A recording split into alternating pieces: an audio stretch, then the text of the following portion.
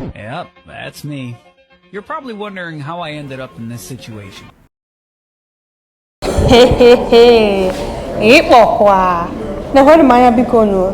since m nwụrụ nwa nne chetara ọzọ mgbe mụ na di m napụrụzikwa apụ nwa asị mba na nke nwa karịwo ngwa ka ihe sokwulu nna gị ihe sokwulu ọcha gị na nna gị unu ji anọlụ ka mụ na di m jee gba oringo ndị oringo na-adị mma na-arụ ụdị aka mụ na di m iwe ebulu akpa bulu nwa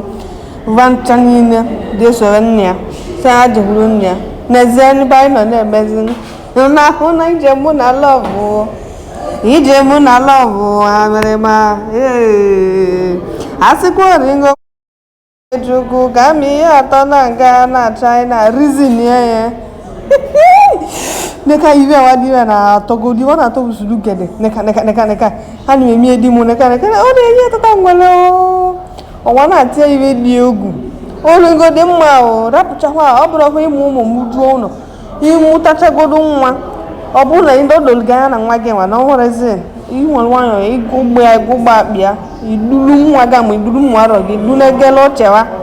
vaja n'ụlọ ka ọchewa lụrụ ọlụ ịwa ebula ọche vaja nọkọta ọnụ n'ezie n'ebe anyị nọ n'ebe na-eme ịma na inubedi zeele m this period maka na mụ na unu nwere ike inwe okwu zeele m neka n'ezie mụ bụ onye mụtara nwa elozo ụlọ m o nwere ekwele nwa m ewu ebele na ana m emezele ebe na-abụ ebele ọnwa m ka kwara azụ ụwa na-agụ egwu awa na-agụli egwu tata mechie ọ na-ebezi n'akwa akwa dịrọ mma n'obube ọ dịkọrọ ebe ka ọ tụwa na-atara ịkpọ m na fon mana nọmba m na-agara aga anyways nke ọ abụrụ ọzụkwa okwu m